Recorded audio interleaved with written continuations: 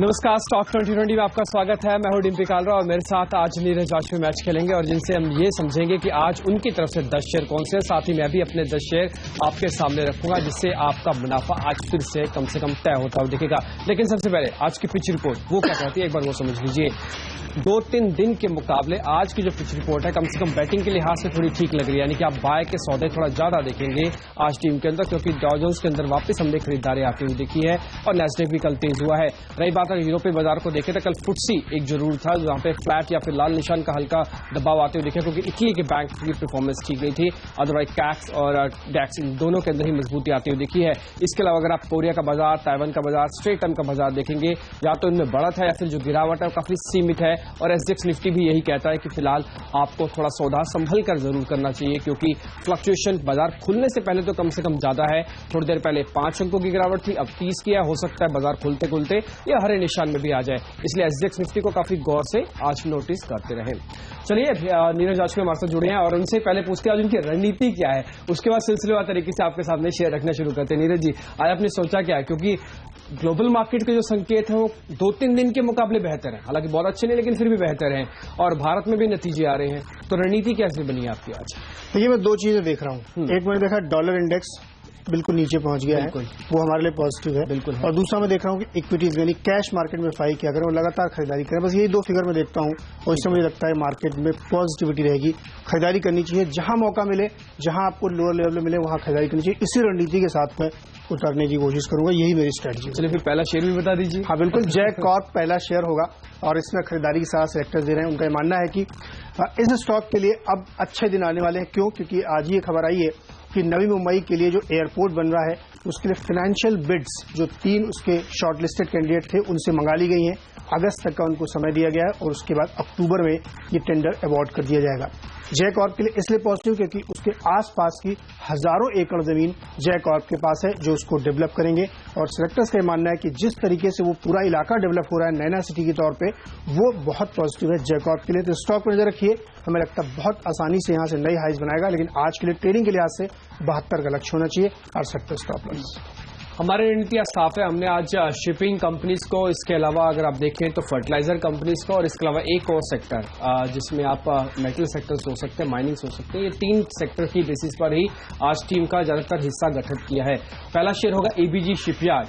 आप देखिए, सरकार ने शिपयार्ड कंपनीज को अब नोटिफाइड कर दिया एज एन इंडस्ट्री। किसी भी सेक्टर को अगर सरकार नोटिफाइड एज एन इंडस्ट्री कर दे तो इंडस्ट्री से जुड़े हुए जितने भी फायदे हैं वो सारे इनको मिलने लगते हैं। एबीजी शिपयार्ड को लेकर वैसे भी इस बार थोड़ा सा पॉजिटिव रुझान इसलिए है क्योंकि कई सालों बाद अगर आप देखें, सरकार भरकस कोशिश कर रही है कि एक्सपोर्ट बढ़ाकर कम से कम एफडीआई को, भारत फॉरेन फंड्स को भारत में लेके आया जाए, और इसके लिए पूरी कोशिश भी है ताकि इंपोर्ट और एक्सपोर्ट के अंदर ट्रेड डेफिसिट नहीं है, और अगर ट्रेड डेफिसिट आ भी रहा तो उसको काफी हद तक एक्सपोर्ट से पूरा कर लिया जाए। ये तो शिपिंग कंपनीज के लिए वैसे भी था, क्योंकि शिपयार्ड भी है तो इसलिए कंपनी को अगर ये इंडस्ट्री का दर्जा मिलता है तो इनको सस्ता फाइनेंस मिलेगा, ईसीबी के सस्ते नॉर्म्स के साथ पैसा मिलेगा, इनको आप और इनको ऑर्डर्स मिल सकते हैं, सरकारी स्टिमुलस इनको मिल सकता है, तो सारे फायदे आने वाले दिनों में अब इसी नोटिफिकेशन के साथ ये मंजूरी इनको मिल गई है। तो एबीजी शिपयार्ड आज काफी अच्छा चल सकता है इस वजह से, और 2 शेयर हमने और भी रखे हैं इस लिस्ट में, आपको आगे बताएंगे। लेकिन फिलहाल इसका टारगेट जो है 50 रुपए है और 45 का स्टॉप लॉस है। अगला स्टॉक मेरा होगा टाटा मोटर्स डीवीआर। और जिस तरीके से आपने देखा होगा कि अप्रैल के नंबर्स तमाम ऑटो कंपनीज ने दिए हैं, वो स्टेलर परफॉर्मेंस था। टाटा मोटर्स ने भी उसी दिशा में नंबर बेहतरीन पेश किए। सिर्फ मेरी नजर उसके एक प्रति कमर्शियल व्हीकल्स जो है उनकी सेल्स कैसी है। आप अशोक लेलैंड को देखिए, 20 से 22% की ग्रोथ है। टाटा मोटर्स को देखिए, 11 से 13% तक की ग्रोथ है कमर्शियल व्हीकल्स में। कमर्शियल व्हीकल्स का इंडिकेशन ये है कि 2 लिहाज से महत्वपूर्ण है। एक तो इंडस्ट्रियल एक्टिविटी में शुरुआत देखने को मिलती है, और इंफ्रास्ट्रक्चर में कल जो आंकड़े हैं उससे भी साबित होता है। तो सेक्टर्स को लगता है कि जो कमर्शियल व्हीकल की सेल्स है वो पिकअप कर रही है, और टाटा मोटर्स लार्जेस्ट प्लेयर इस कंट्री का कमर्शियल व्हीकल में, बड़ा पॉजिटिव होगा। तो नंबर्स बेहतरीन है, उसके आधार पर सेलेक्टर्स ने डीवीआर को चुना है। 310 का लक्ष्य होना चाहिए, 291 के स्टॉप लॉस। इसके अलावा जो हमारी लिस्ट में दूसरी कंपनी है जो किसी तरह से शिपिंग से ही जुड़ी हुई है वो है डॉल्फिन ऑफशोर। इस पर भी आप जरूर ध्यान रखें क्योंकि कारोबार के लिहाज से इन कंपनीज को भी बड़ा अच्छा बेनिफिट होता हुआ दिखेगा। कल अगर आप टेक्निकल पैटर्न पे भी इसके चले जाएं तो शायद ही कोई टेक्निकल एनालिस्ट फिलहाल इस पर भी आपको शॉर्ट करने की राय देगा, या तो ठहरने के लिए या फिर बाय करने की रिकमेंडेशन देगा। कोई चार्ट का स्ट्रक्चर इसको ऐसी जगह पर ले आया 100 के लेवल पे जहां काफी कंफर्टेबल है और भी आगे चलने की, तो ये बड़ा रीजन था। और दूसरा जैसे शिपिंग को हमने बताया कि नोटिफाइड कर दिया गया है एज एन इंडस्ट्री, तो एक बड़ा बेनिफिशियरी इन सभी कंपनी से डायरेक्टली या इनडायरेक्टली जुड़ी हुई कंपनीज को मिलेगा। डॉल्फिन ऑफशोर पे आप नजर रखें, कम से कम आज 10 रुपए चल सकता है, इसलिए 110 का टारगेट रख के आज खरीदारी करें। 98 का स्टॉप लॉस होना चाहिए। तीसरा स्टॉक होगा मेरा एनबीसीसी, और यहाँ पे सेलेक्टर्स को लगता है कि जो खबर आई कल बोर्ड ने इसके स्टॉक स्प्लिट को मंजूरी दी है वो काफी पॉजिटिव है, क्योंकि टिकट साइज बड़ा हो गया था उसकी वजह से थोड़ी लिक्विडिटी कम हो रही थी, लेकिन अब स्प्लिट के बाद इसमें फिर से आपको रौनक देखने को मिलेगी। कंपनी के फंडामेंटल बेहद स्ट्रांग है, परफॉर्मेंस में कोई दिक्कत नहीं है, तमाम सरकारी ऑर्डर्स इसके हाथ में लगातार कंस्ट्रक्शन के लग रहे हैं, और जो बहुत सारे क्लस्टर डेवलपमेंट होने हैं स्मार्ट सिटी के तहत वो भी इसको मिलने की पूरी संभावना है, चूंकि गवर्नमेंट अपनी एजेंसी के तौर पर इसको यूज करना चाहती है। सेलेक्टर्स को लगता है कि अब इसमें फिर से आपको रिटेल इन्वेस्टर या तमाम छोटे छोटे इन्वेस्टर्स की एक्टिविटी देखने को मिले, क्योंकि टिकट साइज छोटा होगा स्प्लिट से। 1010 का लक्ष्य रखते हुए इसको खरीदारी करें। 980 पे स्टॉप लॉस। तीसरा शेयर भी कुछ ना कुछ शिपिंग से ही जुड़ा हुआ है, वो है गुजरात पीपल ऑफ का। आप इस पर भी नजर रख सकते हैं क्योंकि इसे हमने खबर आपके सामने लगातार रख ही रहे हैं कि एक तो शिपिंग को नोटिफाइड एज एन इंडस्ट्री किया गया है, और दूसरी इंपॉर्टेंट बात कि इस नोटिफिकेशन से एक अच्छी चीज उन कंपनीज के साथ होती है जिनका डेट है या फिर जिनकी फाइनेंसिंग थोड़े महंगे रेट पे है, क्योंकि आप देखेंगे ज्यादातर फाइनेंसिंग करीब 12% से लेकर और उसके ऊपर 18% तक चली जाती है। अगर रीफाइनेंस भी करती है कंपनीज डेट को एज एन इंडस्ट्री का दर्जा मिलने के बाद, उसके बाद ये डेट कहीं ना कहीं इनको 10% पे भी मिल सकता है, और हो सकता है उससे नीचे भी मिल जाए। ये अलग अलग स्कीम्स के तहत भी मिल सकता है, या फिर आप ये कहें कि अपने रीफाइनेंसिंग के लिए ये जो मौके ढूंढते हैं उसमें 2, 2.5, 3% तक का डेट का ये लिवरेज बेनिफिट अपने पास ले लेते हैं, तो इनको फायदा मिल सकता है। तो गुजरात की हुआ थोड़ा अगर लोन को रीफाइनेंसिंग करती है तो बड़ा बेनिफिशियरी होगा, और सेक्टर का इनडायरेक्टली बेनिफिशियरी भी है ये जो नोटिफिकेशन हुआ है शिपयार्ड एज ए कंपनी का। 182 के टारगेट के लिए आज खरीदारी करें। 165 का स्टॉप लॉस रख के इसमें आज एक सौदा ले सकते हैं। चौथा स्टॉक होगा रिलायंस डिफेंस, और इसमें खरीदारी की सलाह सेलेक्टर्स दे रहे हैं। कल एफआईबीबी की तरफ से कई सारे इनके जो प्रपोजल्स हैं उनको मंजूरी मिली, करीब 15 इंडस्ट्रियल लाइसेंस हैं जिनको अप्रूवल मिला है। छोटे छोटे सेलेक्टर्स को लगता है कि ये बड़ा मूव इस स्टॉक के लिए होगा। वैसे भी डिफेंस में बड़ा प्ले कर रहे हैं, कई सारे कॉन्ट्रैक्ट तमाम देशों के साथ इनके ऑलरेडी हो चुके हैं, तो ये एक बड़ा पॉजिटिव ट्रिगर स्टॉक के लिए है, इसलिए इसमें खरीदारी की सलाह सेक्टर दे रहे हैं। उनका मानना है ट्रेडिंग के लिहाज से 71 रुपए का लक्ष्य आज इसमें आसानी से हासिल हो सकता है। 65 रुपए के स्टॉप लॉस के साथ खरीदारी करके चलें। 3 शिपिंग कंपनीज के बाद आज हमारा फोकस जो है दूसरा एक कोर सेक्टर के जब कल आंकड़े आए और उसके बाद से जो सामने निकल के आ रहे हैं। पार्लियामेंट का सत्र भी चल रहा है, आपको मालूम है। जो राज्यसभा से कल खबर आई कि mining and minerals development regulatory bill को मंजूरी दे दी गई अपग्रेडेशन के साथ राज्यसभा से, तो वो एक बेहद वेदांता के लिए पॉजिटिव हो सकता है।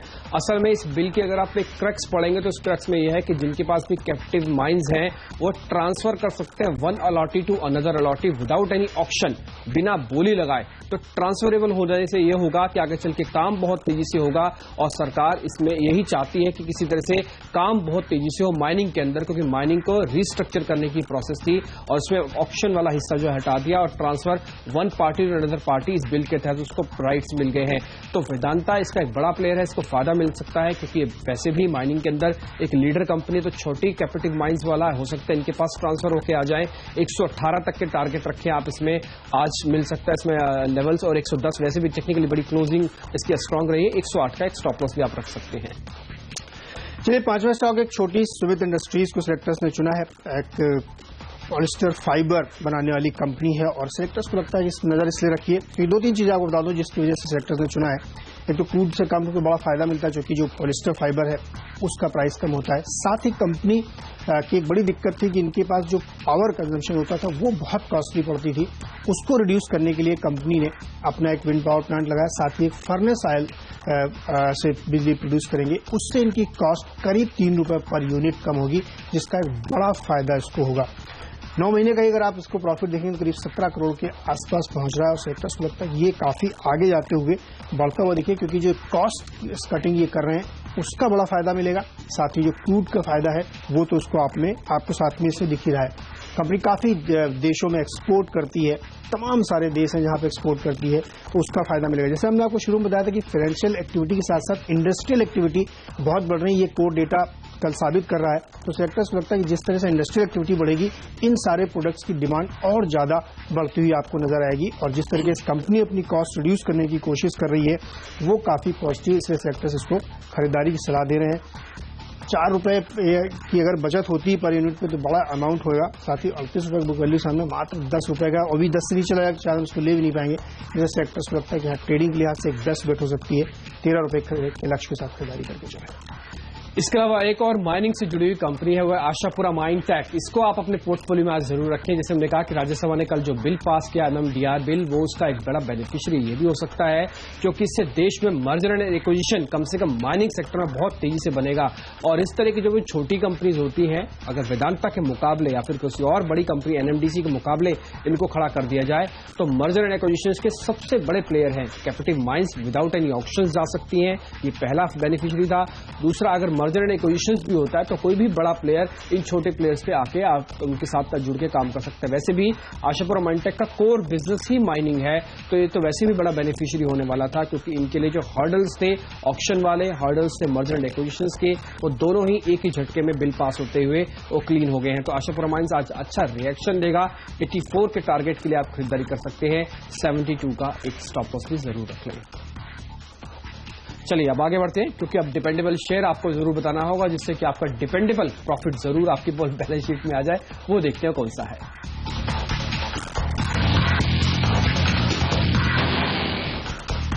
डिपेंडेबल के तौर पे अशोक लैंड हमारा फेवरेट है, और सेलेक्टर्स लगातार इसको आप सुधार रहे हैं, और स्टॉक में इसलिए खरीदारी करनी चाहिए क्योंकि जो बिक्री के आंकड़े हैं वो again and again month after month ये साबित कर रहे हैं कि कमर्शियल व्हीकल की सेल्स रुकने वाली नहीं है। तो ये पूरा साल उनके लिए बहुत बेहतर देने वाला है, क्योंकि जो डीजल सेल्स के प्रोजेक्शंस आ रहे हैं वो 16 साल की ऊंचाई पे है। नंबर इस बात के सबूत हैं कि लगातार बिक्री हो रही है। कल जो कोर सेक्टर का डेटा आया है उसमें इंफ्रा, सीमेंट, ये सारे सेक्टर्स आउट परफॉर्म करते हुए दिखे। इसका क्या मतलब हुआ कि जो इंडस्ट्रियल एक्टिविटी है वो तेज होती हुई दिख रही है, और उसका फायदा अशोक लेलैंड पेयर को मिलेगा, क्योंकि इनके जो व्हीकल्स हैं वो इन्हीं सब चीजों में यूज होते हैं। तो सेलेक्टर्स लगता है यहाँ पे निश्चित तौर पे आपके पास एक खरीदारी की अपॉर्चुनिटी है।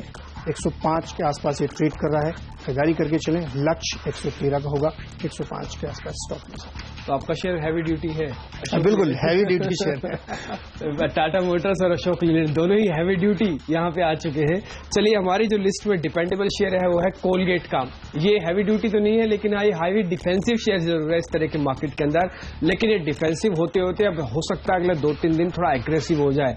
एक तो इसकी क्लोजिंग कल बड़ी इंटरेस्टिंग रही है, जो कि जिस लेवल पे आके इसने कल क्लोज किया है, करीब 845 से लेकर 50 की रेंज थी जहां पे इसको क्लोजिंग मिली। दूसरी इंपॉर्टेंट बात, इसके रिजल्ट्स अब आने वाले हैं, जहां पे प्रॉफिटेबिलिटी इस बार करीब 7% और क्वार्टर ऑन क्वार्टर परसेंट करीब 24% बढ़कर आएगी, तब जब बाबा रामदेव की तरफ से जो प्रोडक्ट उनकी तरफ से लॉन्च किए गए उनको टफ कंपटीशन दे रहे हैं। तो प्रॉफिटेबिलिटी के लास्ट से अभी भी है। मार्केट शेयर अभी भी ये लीडर है 54% का, और कंपनी जहां से मुश्किल में है उसी चीज को उन्होंने एड्रेस किया है। कंपनी के खुद सीईओ ने कहा कि बाबा रामदेव की तर्ज पर अब वो भी एक नेचुरल टूथपेस्ट लॉन्च करने वाले हैं, और हो सकता है कुछ एक दिनों में लॉन्च कर दें। इससे होगा कि काफी हद तक हेज मिल जाएगा जो बाबा रामदेव के जो प्रोडक्ट हैं, खासकर दंत कांति, जिनसे इनको काफी नुकसान पहुंचा, तो इनके कोर बिजनेस को नुकसान पहुंचाता है। तो डिपेंडेबल शेयर पे एक तो रिजल्ट्स अच्छे, मार्केट लीडर का दर्जा अभी भी इनके पास है, और तीसरा जहां से नुकसान है वहां की चीज को इन्होंने एड्रेस करके आगे चल के प्रोडक्ट लेके आ रहे हैं। तो शायद हो सकता है कोलगेट इस लिहाज से आपको एक तेजी से वापस ऊपर आता हुआ दिखे, और रिएक्शन 880 तक का आज तक में दे सकता है। 845 का स्टॉप लॉस भी इस ट्रेड के अंदर आप जरूर रखिए। चलिए इसी के साथ एक छोटा सा ब्रेक लेते हैं। जब ब्रेक से लौटेंगे तो हम दोनों की टीम के बाकी 4 स्टॉक्स होंगे, साथ ही आपका पसंदीदा फ्री शेयर भी बताएंगे।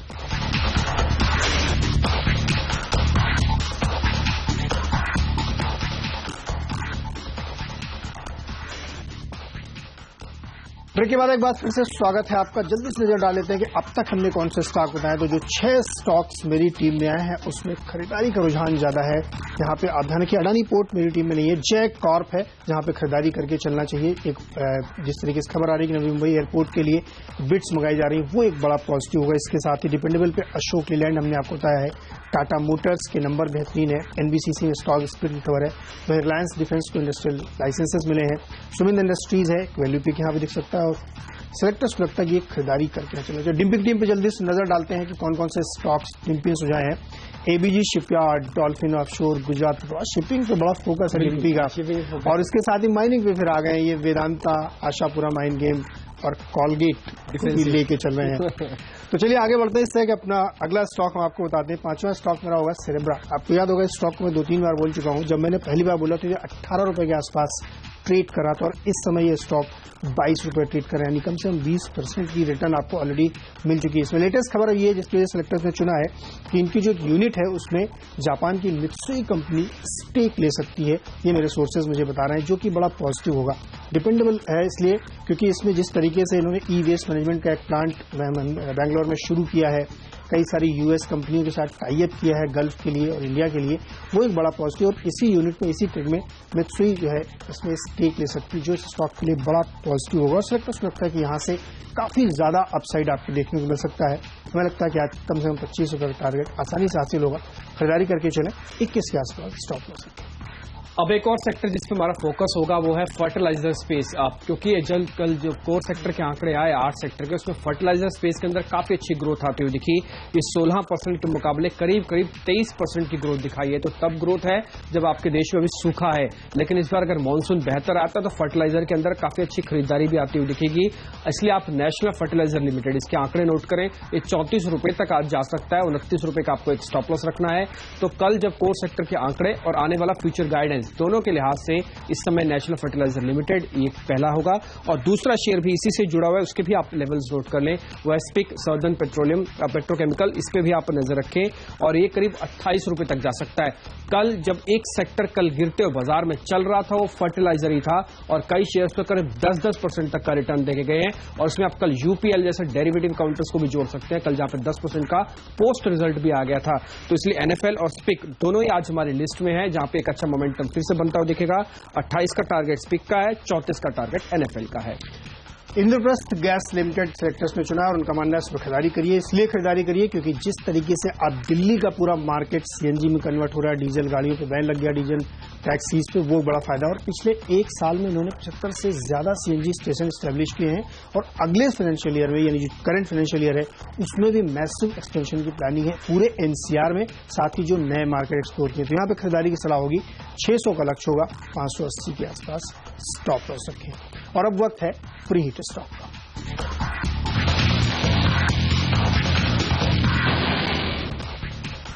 फ्री हिट जो आज का हमारा शेयर है वो है एल्स्टम टी&डी, ट्रांसमिशन एंड डिस्ट्रीब्यूशन की जो कंपनी है एल्स्टम की, ये शानदार रिजल्ट्स आज दिखा सकता है। आज ही इसके नतीजे हैं, ध्यान रखें।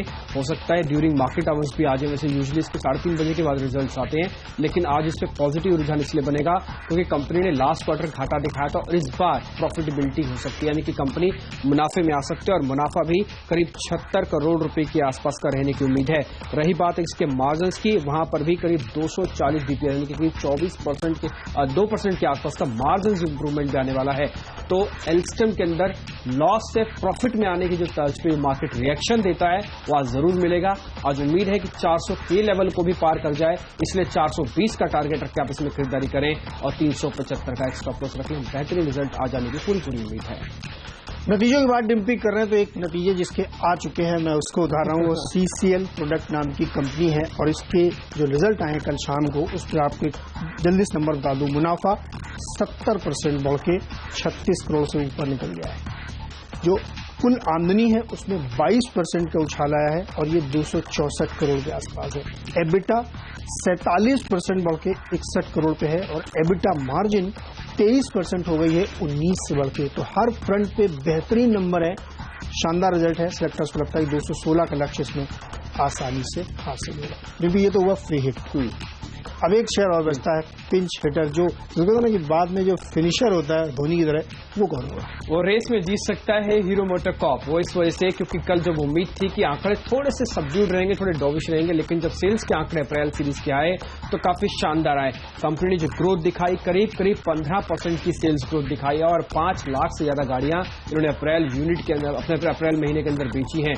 तो एक शानदार रिजल्ट, उम्मीद से कहीं बेहतर माफ कीजिए नंबर्स इसके आए हैं अप्रैल सीरीज के, और इसके रिजल्ट भी आने हैं, 2-3 दिन में इसके रिजल्ट्स भी आ जाएंगे, जहां पे नंबर्स भी रिफ्लेक्ट करते हुए दिखेंगे अपना पूरा मोमेंटम पे। पहला इंडिकेटर नंबर से, और दूसरा इसके रिजल्ट्स भी अच्छे आ सकते हैं इस बार, तो इसलिए पिंच हिटर का दर्जा इसको दिया। आज 3000 तक के लेवल पे आपको जरूर जाता हुआ दिखेगा। और लास्ट अगर आप सिर्फ 15 मिनट का सेशन देखेंगे जहां पे इसने काफी अच्छा सर्ज विद द वॉल्यूम दिखाया है, इसका मतलब इन्फॉर्म्ड इन्वेस्टर कहीं ना कहीं इसके अंदर आज पहले कल आए हैं, आज इसका मोमेंटम दिखाएंगे 3000 के टारगेट के लिए, और 2885 के स्टॉप लॉस के साथ आप इसको ट्रेड ले सकते हैं।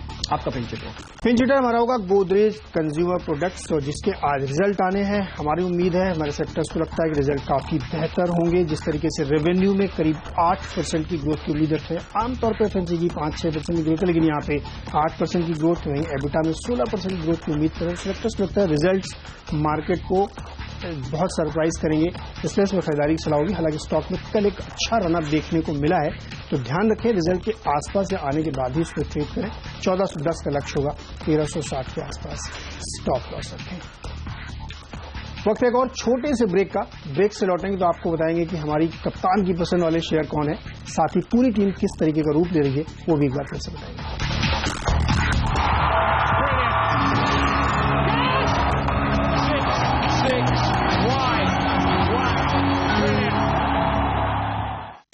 चलिए देख लेते हैं एक बार किस तरीके से पूरी टीम बन के हमारी निकली है। 10 के 10 शेयर यहाँ पे खरीदारी वाले हैं।